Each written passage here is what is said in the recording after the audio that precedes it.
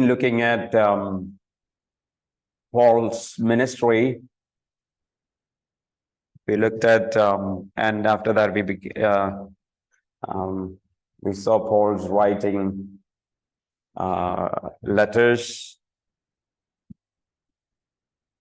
and Paul writing 1 Corinthians, 2 Corinthians, and I wanted to spend maybe a minute somewhere here and then go. Yes. Acts chapter 19, the riot at Ephesus. What happened in Ephesus? So let's look at book of Acts chapter 19. Let me read maybe for our understanding some background or some of these parts of this passage. Acts chapter 19. Let's read verse 23. Verse 23 says, about that time there arose a great disturbance about the way. There is a great disturbance about the way, about Paul's preaching of the gospel. What actually happened? If you look at verse 27,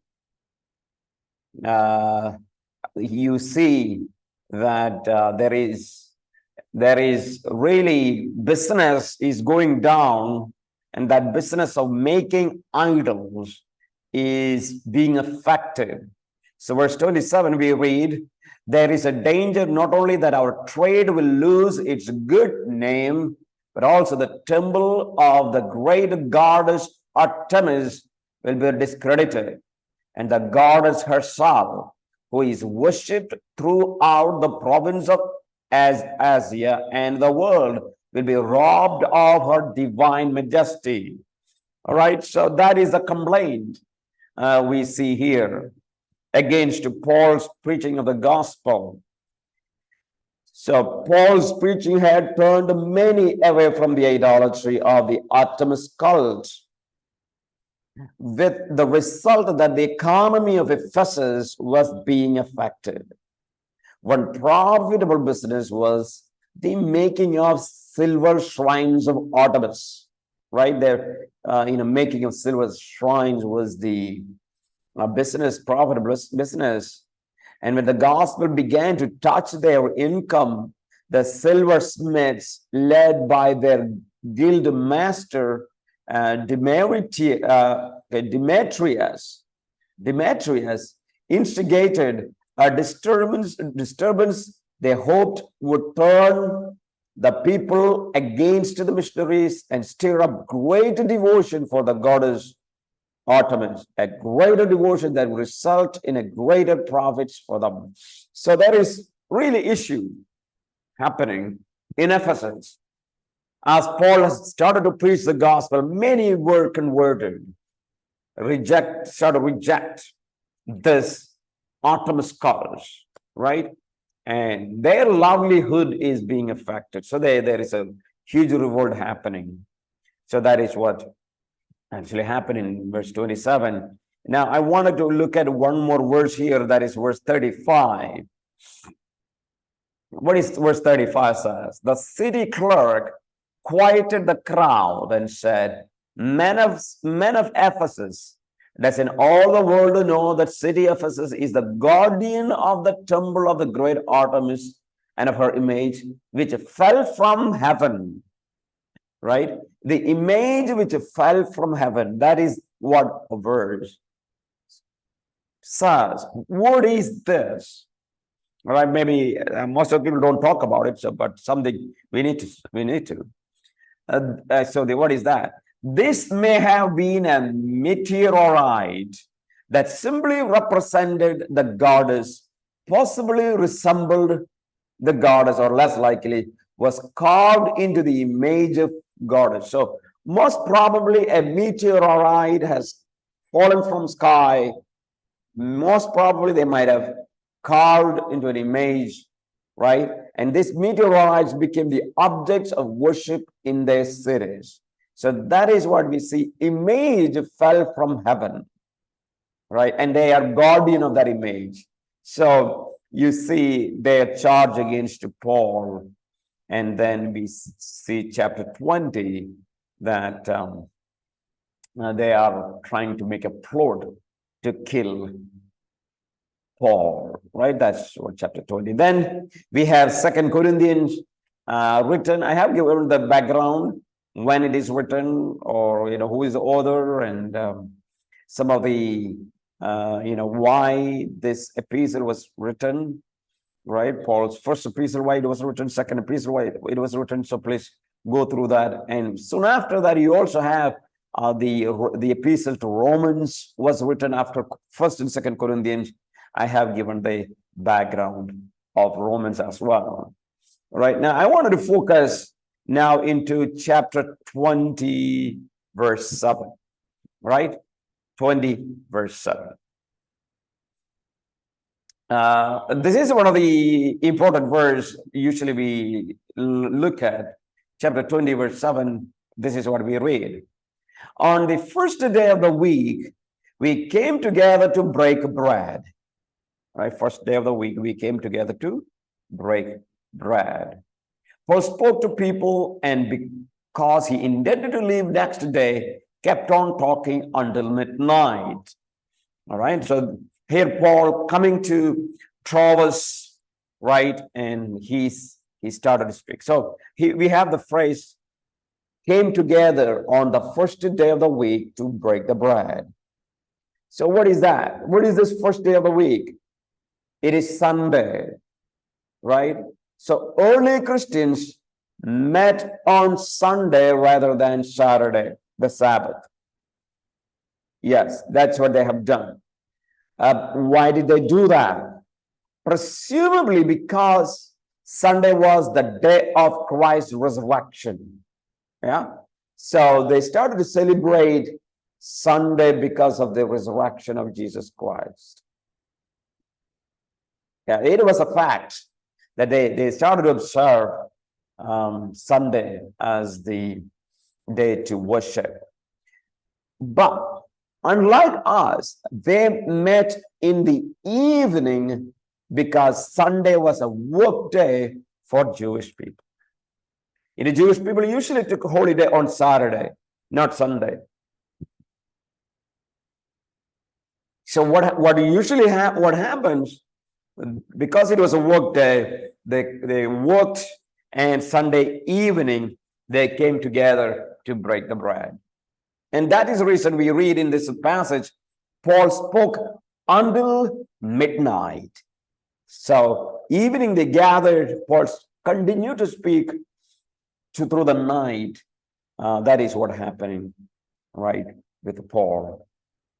So verse 13 we read, and we went ahead to the ship and sailed for Assos, where we were going to go abroad, and he had made this arrangement because he was going there on foot, right? So what we read here, at Troas, Paul and his party took a coastal vessel that was to stop at various ports along the west coast of Asia Minor. The land route to Assos, about 20 miles, was much shorter than sea route. And why Paul walked is not explained. It has been suggested that going by foot followed him to remain in Troas a little longer, or that maybe he wanted to avoid a possible stormy sea voyage, or that he just wanted to be alone. We don't know. So Paul is walking, and as he goes, he goes to Miletus, right? Where is Miletus? 30 miles south of Ephesus. And verse 17 to 38, Paul's farewell address to Ephesian elders. So already church established in Ephesus. Elders are being appointed, and Paul is speaking to them what is their duty and things like that. Right? So that is important passage to look at. Yes. Then coming to chapter 21, I wanted to spend some time here. Chapter 20 21, verses 17 and 18. Let me read it, 17 and 18. And when we arrived at Jerusalem, right? So this is coming back to Jerusalem, right? The brothers received us warmly. Verse 18, the next day, Paul and the rest of us went to see James, and all the elders were present. So what do we see? With this verse, second we section comes to an end. Luke is including himself, we came, right? That we section. And we is dropped in 21, 19, and to 26 to 30, probably because Paul is the focus of the narrative. No more Luke is using we here, right? We should assume that Luke's presence in Palestine for a longer time than just verse 17 and 18 imply.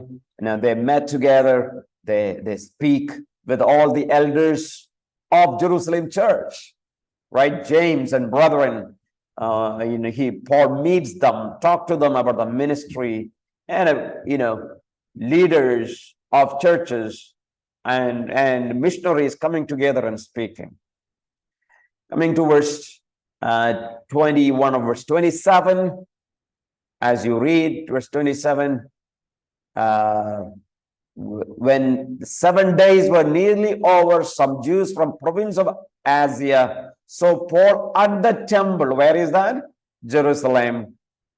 And they stirred up the whole crowd and seized him. So people are trying to arrest Paul. Strategy to please the Jews did not work, right? It never works. Jews from Asia who had come to Jerusalem for Pentecost instigated a riot. Now, this is after years. Again, for Pentecost, people were coming, right? They were coming to celebrate, and saw Paul. They wanted to put a problem. All right, what is the riot? Under the pretense that he had brought Trophimus, right? The Gentile representative from Ephesus. That is the issue now. Beyond the barrier that separates the court of Gentiles from temple courts reserved only for Jews, right? An inscription in both Greek and Latin said, in the temple courts, no foreigner is to enter within the balustrade and embankment around the sanctuary. No foreigner is allowed to enter, no Gentile is allowed to enter into the sanctuary. It is written there, whoever is caught will have himself to blame for his death. So if anyone is there caught, they will have to die, which follows Romans allowed the Jews to execute any Gentile, even a Roman citizen, caught beyond the barrier, right? Even if it is a Roman citizen, he can be killed if they enter. Certainly, Paul was trying to please the Jews, would never have taken a Gentiles across the barrier, right? Never would have. Even if he had taken if he had promised, Trophimus would have been the one to die, not Paul, right? Because Trophimus was a Gentile. This was simply an excuse for these Asian Jews to vent their anger against Paul, right? So that's what they did, trying to arrest Paul. Verse 33 to 35, the commander arrested Paul because he thought he was a criminal. Paul was a criminal. But when he asked the mob about his crime, he got no clear answer. Therefore, he ordered him to be taken into fortress where he could be questioned directly and where confession would be extracted from him, because they need the confession. Now, Paul defends in chapter 21, verse 31. If you read 37, let's look at 37. This is what we read. As the soldiers were about to take Paul into the barracks, he asked the commander, "May I say something to you? Do you speak Greek?" He replied. All right, so Paul is speaking now here in verse 37, right? he's speaking to the commander. Do you speak Greek? The commander apparently thought Paul was a local Jew, a troublemaker. And the commander was apparently surprised that Paul was able to speak Greek fluently. Yeah, he was just surprised. Now, chapter 22, verse 1, we read, Paul is defending, right? Defending in Jerusalem, in the midst of Jewish people. Paul seeks to defend himself from the charge that he is a Jewish apostate. He will do this by setting all that had happened in his Christian life in a Jewish context, and by insisting that what others might consider apostasy really came to him from as a revelation from heaven. So what he's saying to the Jewish people, he says, you may call me an apostate, but I got it from heaven. And verse 3, Paul argues that his Jewishness cannot be disputed and insists that with such a background, he was as zealous for all that Judaism stands. For as anyone in the crowd, before he challenged them, he was saying, I was really zealous for Jewish religion. I was not an ordinary guy. I was strong Jewish man. That's what Paul was saying. So you go and see that Paul is explaining the story of his conversion now in that book, in that chapter of 21. Let's look at verse 22 now. The crowd listened to Paul until he said this. Then they raised their voices and shouted, rid the earth of him, he is not fit to live. Yes, he defended his faith, and finally the crowd came and said, he is not worthy of this earth. During the most of Paul's defense, the crowd had listened with a certain respect. But when he spoke of being directed by a divine revelation to leave Jerusalem and go far away to Gentiles, had no relation to Judaism, that was the last straw. In effect, Paul was saying, Gentiles can be approached directly with God's message of salvation without first being related to the nation and its institution. This was tantamount to placing Jews and Gentiles on an equal footing before God, and for Judaism was the height of apostasy. What Paul was saying, it is okay to go to Gentiles, talk about salvation, without considering connecting Israel to them. They didn't like, because they were saying, no, salvation always comes from the Jews. Gentiles have no salvation without being a Jew. Right? That's how their argument. They said, no, kill him. Now, as you read down in this chapter, you will see Paul claims his Roman citizenship. Right? He said, I know Greek. He's speaking in Greek. Now he claims Roman citizenship because they were saying he should be killed. The commander, who did not speak Hebrew or Aramaic, was at loss to ascertain why the people were writing. He did not understand here because he's not a Jew. But Jewish people says, kill him, like they said to Jesus, kill this person. Therefore, he decided to find out the truth by examining Paul using torture. Right? He decided to torture Paul. This was an accepted method of finding the truth. In the instrument used consisted of leather thongs, right? So how do they torture? Use leather belts studded with a piece of metal or bone. and fastened to a wooden handle, right? It's used often crippled for life, and sometimes people kill, right? They used a leather belt with nails or bones its end to smash people so that they get some kind of confession.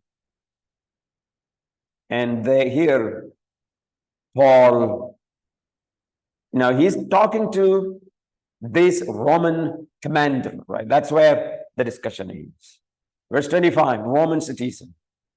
He says, I'm a Roman citizen. Roman citizens were exempt from examination under torture. That's a rule at that time. At this time, Roman citizenship was highly prized, right? Conferred only on those of high social or governmental standing, those who had done some exceptional service for Rome, those able to bribe some imperial or provincial administrator to have their names included on a list of candidates who were to be admitted as citizens. In the 2nd and 3rd centuries AD, use of bribery became increasingly common, but earlier it accounted for only a small minority of citizens. New citizens received a certificate known as Diploma Civitatis Romanae Instrumentum, right? And their names were recorded on one of the 35 tribal lists at Rome, and also on their local municipal register. Succeeding generations of citizens' family possessed registration of birth, recording their Roman status, and were registered as citizens on the taxation tables of their respective cities. Papers validating citizenship were kept in family archives, not usually carried on one's person. The verbal claim of Paul of his Roman citizenship was accepted at face value.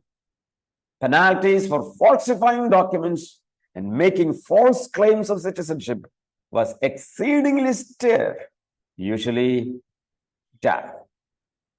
We do not know how Paul's family acquired Roman citizenship. We don't know. But he was a citizen of Rome. Most likely, one of Paul's ancestors received Roman citizenship for valuable services rendered to Roman administrator or military general. So what happens here, friends? Paul invokes in his Roman citizenship so that they should not torture him. That is what we read. Now, this is all happening in Jerusalem. When Paul he came back to Jerusalem to meet his brethren after a long missionary journey, establishing churches and doing ministries. He's back, right? So that is the story. Now we need to spend time on his defense before Sanhedrin, right? Paul's apology before Sanhedrin. We will look at that in the next class.